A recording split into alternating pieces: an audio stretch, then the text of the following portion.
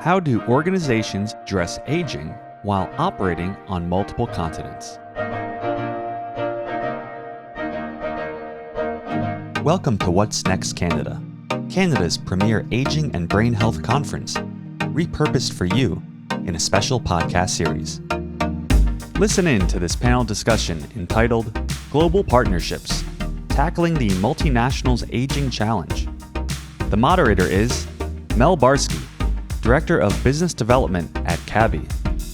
The panelists are Dr. Seamus O'Neil, CEO of the Northern Health Science Alliance, UK, Albert Chu, Innovation Consultant at SOMPO Digital Lab, USA, Japan, Robby Spring, Trade Advisor of Healthcare at the Royal Danish Consulate General, and David Lindeman, Director of Health at CITRIS and the Banatao Institute, USA.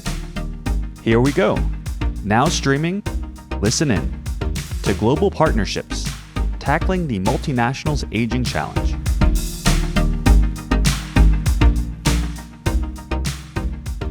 We're going to move right into our next panel, which is a Global Partnerships panel. I'm going to make sure everybody is loaded in. We moved in from our green room. Okay, I'm going to do a very quick introduction of the people on this group. You can see their photos on the screen right now. But let me go through and introduce everybody, and then we'll go through and I'll ask a few questions as kind of the moderator on this. So the panel that we're doing is about innovation in a global ecosystem and countries with super aging societies that have valuable experience to share with each other. This panel explores how international collaboration is key to managing the aging challenge. And with us today, we have the following: Albert Chu, and I'm going to give just a brief overview. Hi, Albert. I've got Albert's picture up there. If the others want to have the ability with a camera to show their pictures, that would be fantastic also. I'm going to introduce everybody very quickly, and I'll let each of you spend a couple minutes talking about the organization that you represent. So I'll start with you, Albert, since you waved to me first. Albert's a member of SOMPO Digital Lab and is based out of the Silicon Valley with the Silicon Valley team. And he's responsible for product innovation and partnerships with the focus on aging and caregiving, health tech, and insure tech. Separately, he also is managing partner at Poppyseed, a consulting firm that specializes in the US market entry and innovation technology transfer for Asian startups and corporate clients.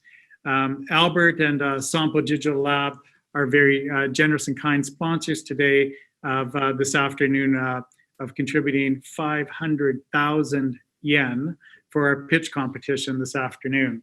And if people want to see what 500,000 yen looks like, we're actually delivering it in cash. So we have it in this briefcase. You can see that's 500,000 yen. So Albert, thank you very much, both for your sponsorship, but especially for being here today. And I'll let you chat for a little bit about yourself and your work. Wonderful. Good morning, Mel, and greetings from California. And what you just showed was truly digital currency. Anyway, everyone, I'm Albert Chu. As Mel mentioned, I'm a member of the SOMPO Digital Lab team here in Silicon Valley, working on innovation partnerships and joint ventures. SOMPO Digital Lab is the innovation arm for SOMPO. And for many of you who may not know, SOMPO is one of the largest insurance companies in Japan. And in addition to insurance, and one of the main reasons we are happy to be partners with CABI and be part of today's panel, is that in addition to insurance, SOMPO is also the largest owner and operator of nursing care and senior care in Japan. We have over 400 nursing care facilities throughout Japan. And Japan, as many of you already know, is a super aging society where about 30% of the total population is 65 and older. And this 65 and older demographic is projected to rise rapidly from 30% to 40% by 2060. In addition, Japan, like Canada, has a national healthcare system, but Japan also has a national long-term care system. So the social and economic impacts of a rapidly growing aging population is very taxing, no pun intended, on the government and on society and communities as a whole. And on top of all this, the fertility rate is decreasing. The overall population in Japan is decreasing. So this further contributes to the economic and social impact of an aging society. Just to bring this more to life, I'll give you an example. The ratio of people working, the ratio of working people to elderly in 1965 was 11-1. So 11 working people to 1 elderly person in Japan. That dropped to 2 working people for every elderly person in 2010, and that's expected to approach 1-1 by 2060. So for all these reasons, Japan is considered a super aging society. And as a result, a very short-term, real-term issue is shortage of caregivers for both professional and family caregivers. And we can go into that later on the panel, but I just wanted to set the context for you that Japan is a super aging society, and we are very, very interested in all the issues that are being addressed, not only on this panel today, but by this conference. So I'll turn this back to you, Mel. Thank you, Albert. Japan's not only a super aging society, it's also a super society, and thanks for hosting me there in Tokyo back in January. Next, we have Dr. Sheamus O'Neil, and Seamus has made huge efforts to be here physically and virtually all at the same time. Last Friday, when we had to switch our format from live and in person to virtual, Seamus and 14 of his 20 delegates were already en route to Canada and landed on the ground here as they got notice that we were going virtual. So Seamus is downtown with at least 14 of his delegation around the room. And you can see from the camera, he's going to show the whole delegation. The British invasion has come here so close to us, but just down the street from us in a separate boardroom. So thank you, Seamus, for being here. Seamus is the Chief Executive Officer of the Northern Health Science Alliance, a membership organization acting to promote and develop the world-class life sciences cluster that exists across academia and the health service in the north of England. Seamus, can I turn it over to you to talk a little bit more about NHSA and the work that your group and consortium are doing? Yeah, thanks, Mel. Just to stress that we've got a delegation here on the ground in Toronto. We're sitting in a hotel in downtown Toronto, and we're meeting various people and building on the engagement that we have with the Ontario system and CABI in particular. So massive respect to you, mate, and to Alison for keeping this thing going and getting real value out of what is a really difficult situation. So sincere respect for that, and for the welcome you've been able to give in what are very trying times. So we're determined to make the best of this week, as you guys are, and to build on the relationships with the system over here from the UK perspective, and very particularly from the north of England perspective and the Northern Health Science Alliance. So just for the participants, the delegation of academics, health practitioners and government representation we have here in this room is building on the memorandum of understanding that we signed a couple of years back, led by Professor Nikki Wilson, who's sitting behind me here. And that's a really important outlet for us in terms of the visibility of our system and the collaborations that we can build. We'll be back next year when you do this thing properly. This is a long-term. Yeah, the trouble with having the delegation in the room is senior academics tend to behave like children, badly behaved children when they're at the back of the room.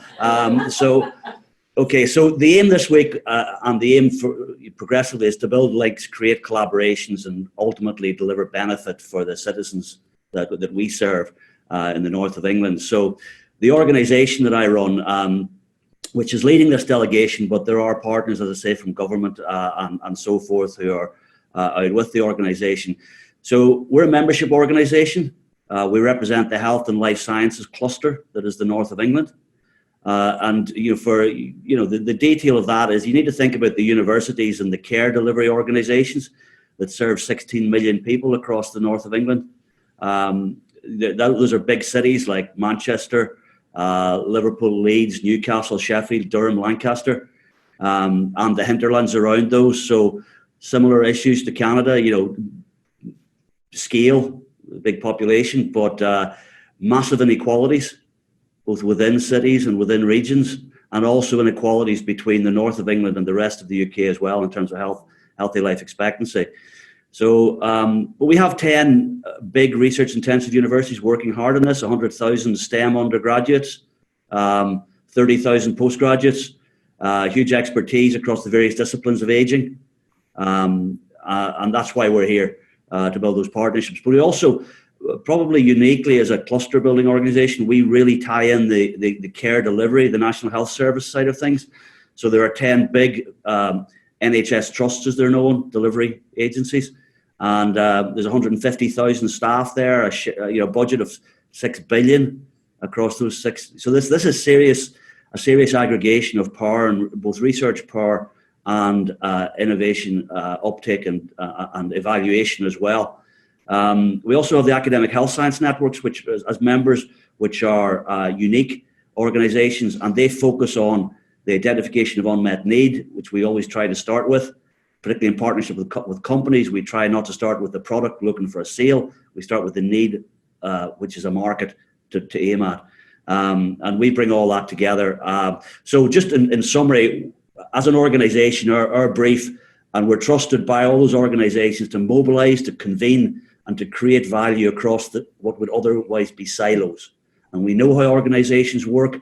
Now is not the time for more organizational behavior, particularly in the complexity of aging and the delivery of care around aging. And now is the time for system leadership and system action. So that's what we try to do across the north of England, and the partnership with Canada and Ontario in particular is very, very important to us in that, as a key element of the visibility of the excellence we have, and get that onto the world stage. Thank you, Seamus. Really appreciate it. To you and your whole team behind you. You've got quite a crew there. I'm going to next introduce Robby Spring. Robby is a trade advisor for the Health and Life Sciences at the Danish Trade Council in Toronto, which is part of the Ministry of Foreign Affairs of Denmark. Robby, are you there? Yep, I'm here. Thanks, Mel.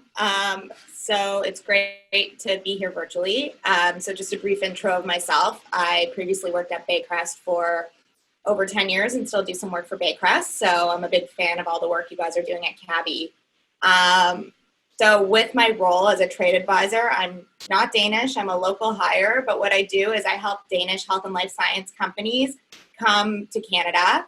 A big part of what I do is also knowledge sharing between Canada and Denmark. So I'm actively always looking for strongholds in the Danish healthcare system to bring over here to Canada. And then I also do delegations. So I pick a theme, plan a delegation, and bring stakeholders from Canada over to Denmark to highlight some strongholds there as well. So currently I have one plan called the Hygge Healthcare Tour. So play on words with Hygge, which is a concept that's uniquely Danish to comfort and coziness. So that was supposed to be happening in May. I think I'm probably going to push it back to the fall, just given all the uncertainty right now. So Denmark is a country of 5.6 million. So it's a lot smaller than Canada. So it makes it a really interesting place to kind of launch new innovations there. Their healthcare system is very strong. They have a very similar healthcare system here in Canada. So they have the state, so equivalent to our federal system, that is responsible for regulatory frameworks.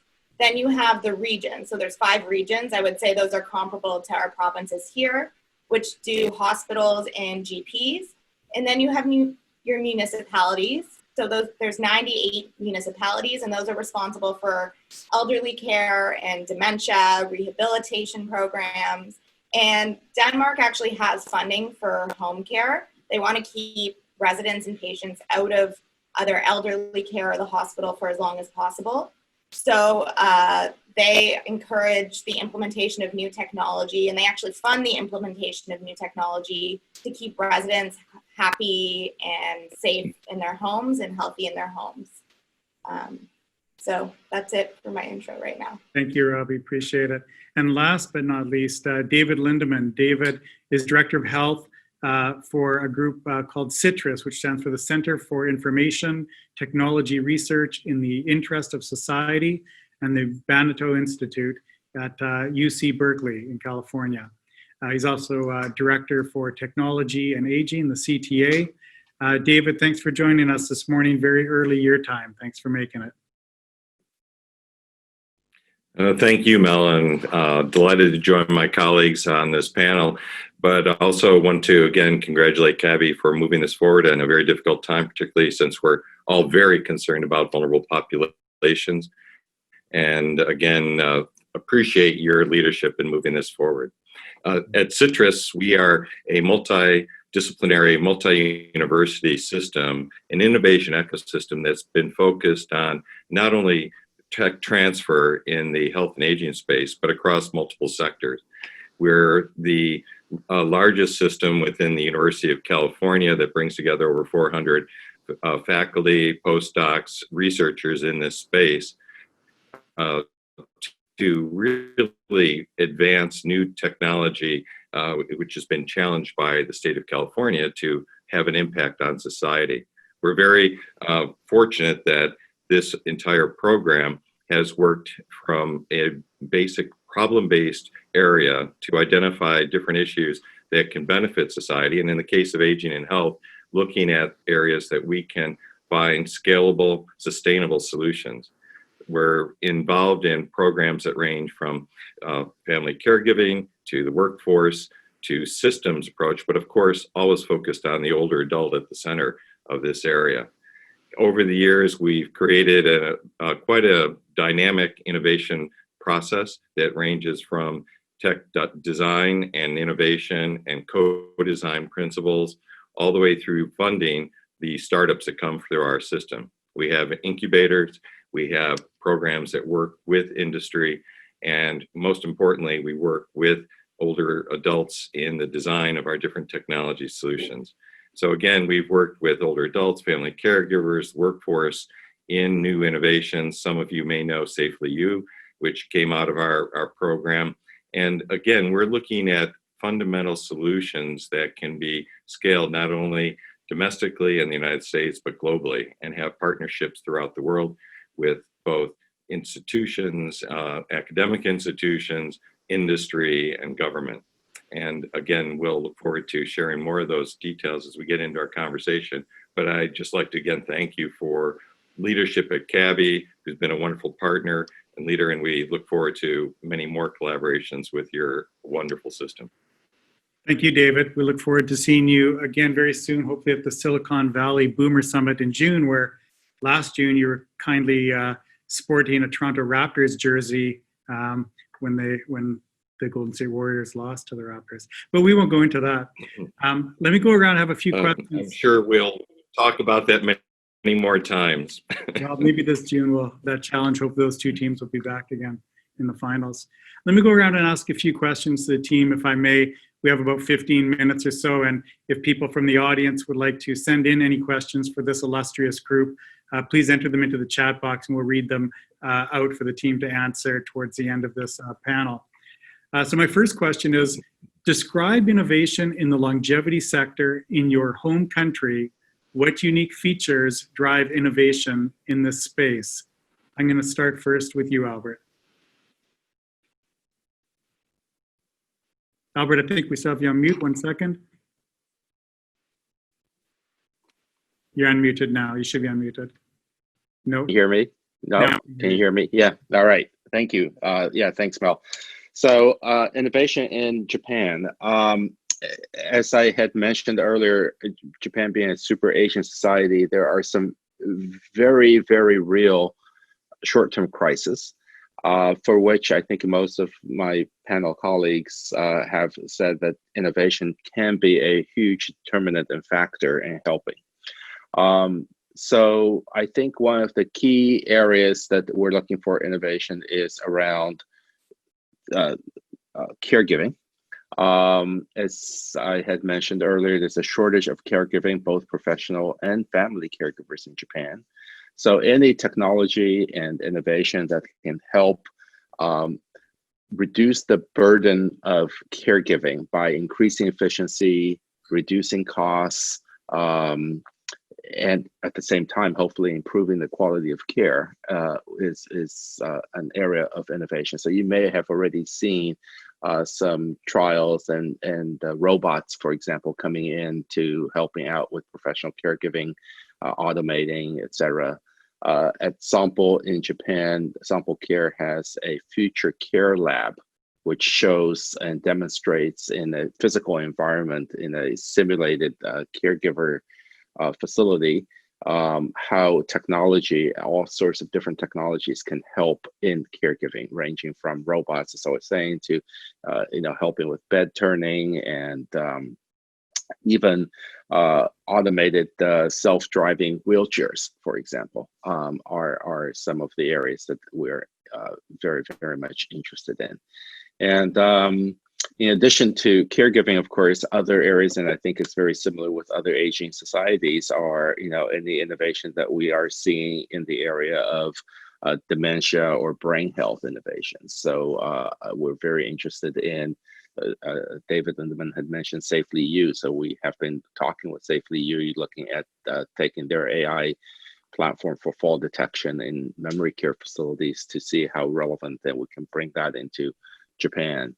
Or Darmian, who Mel, as you know, was one of the recipients of last year's CABI Award, is another example of early detection of dementia, which will be very, very helpful. And so that's an area of innovation, dementia. So I don't think it's unlike any other societies, Asian societies, in being very open to adopting innovation in the typical areas. But in particular, I think our very, very short-term area of issue is just help with, because Japan has the demographic issue of working people to elderly people being squeezed in terms of lack of caregivers. So that is a short-term priority for us. Great, thank you. Let's move down my virtual row here, Seamus. Thanks, Mel. I think I echo a lot of what Albert said there, but workforce and cost, the really big pressures in the system, and that's a numbers game with workforce, in particular with the aging population as well, and the relative proportion of people who are in the workplace. The UK has got all the same global complexity as the rest of you guys, but we've got Brexit as well, just as a cherry on the top of the cake. But for me, the biggest fear is still inequality, and it's a fear. It's definitely going to drive innovation in the space, but whether it drives for overall good or greater inequality is yet to be seen. Inequality of access to care and the financial inequality over the life course, which drives poorer health and need for greater care, is one of the biggest issues across the globe. The technology will be part of that solution, but technology that only rich people can afford is going to drive further social and political division. And if we get that wrong, it doesn't matter how many robots we have or how much AI we have. There's a bill to be paid, and that could come into sharp focus for many millions of people and their families. So I think that's there is an elephant in the room, and we've got no idea what the social or political effects of that will be. Fantastic. I'm going to switch it up on the next two panelists a little bit to switch and get some more questions in here as we have about 8 minutes left. Robby, over to you. In one sentence, I can have more than one sentence, but this is what the question came in as. What does the future of aging look like to you? What does it look like, for the Danish Consulate, and what are you looking for at? Yeah, I mean, the future of aging in Denmark looks like more home care, as I mentioned. So Denmark's really strong in creating proactive strategies. So they created a national action plan on dementia that's going to be implemented by 2025. And they do this for all sorts of sectors, whether it's energy, they have a life sciences growth plan. But the unique part in Denmark is they actually implement the strategies that they create. It's not just a booklet that sits around. So one of the big strongholds is that the municipalities need to be dementia friendly. There needs to be more home care, more technological solutions that are implemented, which is leading to a lot of innovation. So the future would look like definitely more home care, definitely more funding for telemedicine solutions, telehealth, sensors in the home. And then the other part of the future is actually dementia villages. So they are starting to build dementia villages. I'm actually working with an architecture firm that wants to come here to Canada that's been building dementia villages in Europe. And those, the important part is that the physical settings are constructed as a city, but it's supposed to be comfortable for the resident and remind them of kind of their upbringing and what they're used to in terms of having stores to go to, having cafes, really creating a community. Yeah. Thanks, Robby. Yeah, there's definitely some famous dementia-friendly villages, such as in the Netherlands, and lots to learn from, and we'd love to speak to you about this. Yeah, I think my client actually built the one in one of the big ones in the Netherlands. Oh, let's have a conversation offline, okay? Thank you. David, I'm going to throw in a question that just came in from somebody named Mary. So I assume it's Mary Furlong. You may know her. Do you see concerns around... I believe I do. Absolutely, we all do. Do you see concerns around caregiving and the current health crisis? If so, what are they?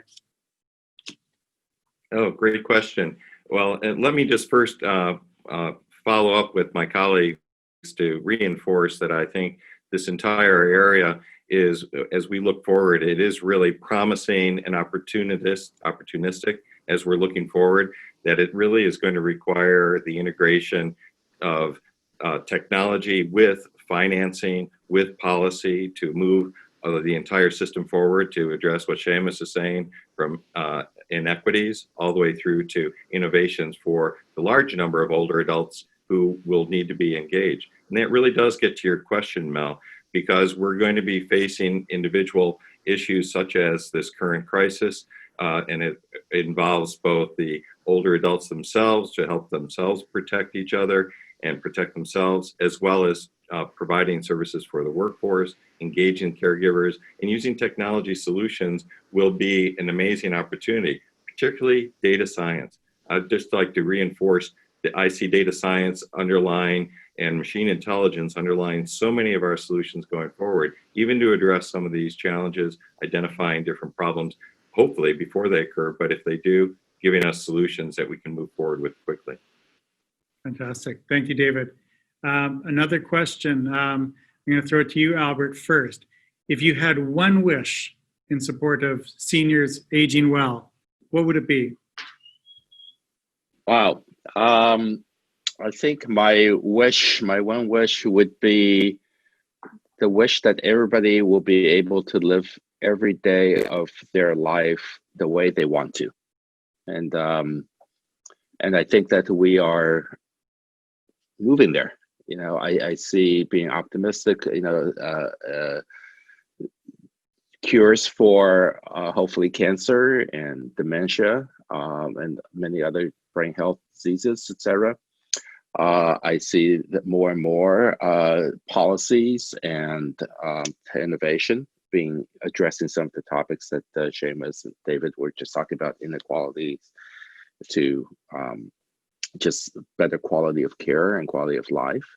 And as Robby said, the home health care and the ability to live independently as long as possible is what I think is also about the future, and it's part of this wish where I wish that everybody can live every day of their life the way they want to for as long as they can. Thank you, Albert. Seamus, over to you. Same question. If you had one wish, what would it be? Outside of being in the same room with us here. Yeah, well, apart from getting home safely this weekend, that's the other one, getting everybody back. I think the in the current context of this discussion, there is absolutely reason to be optimistic in terms of what society and technology and science can do, and policy people and all the rest. But it is, I suppose, my wish is that people actually start to. There are a few things that are facing the globe at the minute that we need to act on, and policy and funding and banks and investment and everything else, and government have got to sort of start taking really seriously. My hope and my wish is that people would actually start to do that in a way that is much more equal. We have 2 minutes left. I'm going to switch it up again.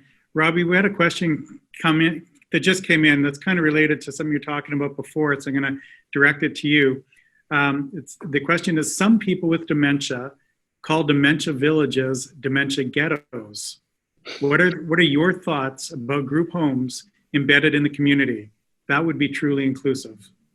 I mean, I have mixed feelings. You see group homes here, and I agree with that statement about them being ghetto, but I think that, they can be. There's also very nice ones. But I think these villages, if you see them, they're beautiful. They look like resorts. They're comfortable. So, and a big principle of Danish culture is design and architecture, and how to create that comfortness, how to create a home-like feeling.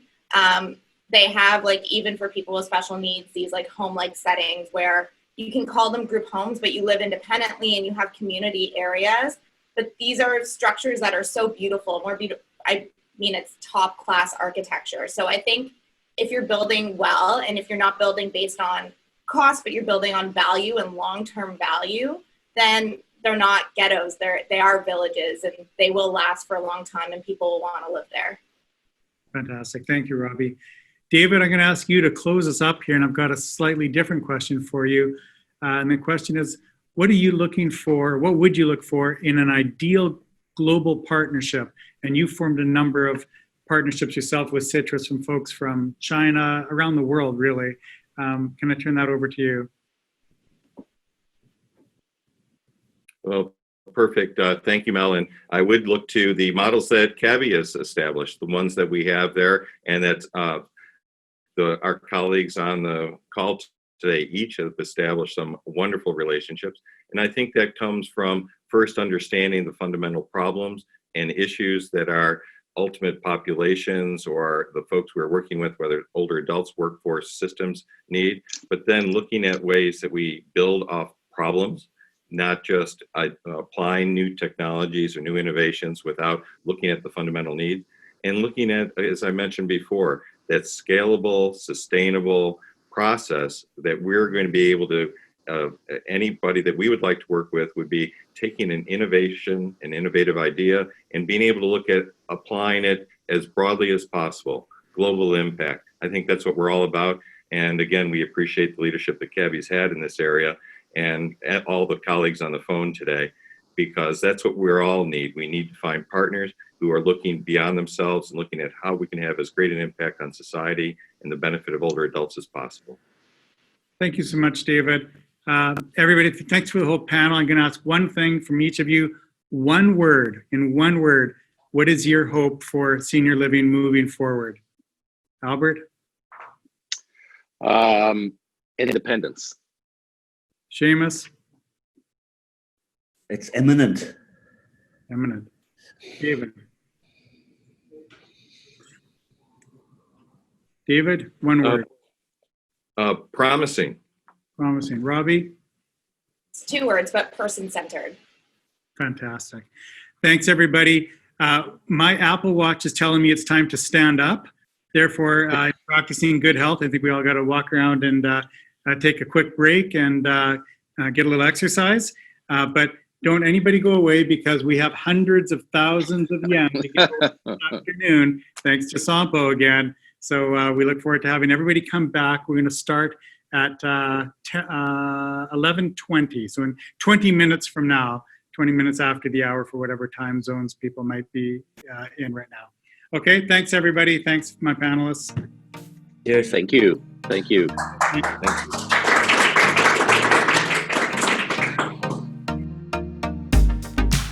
The Center for Aging and Brain Health Innovation is powered by Baycrest. To listen in and get involved, go to cab.org/innovation.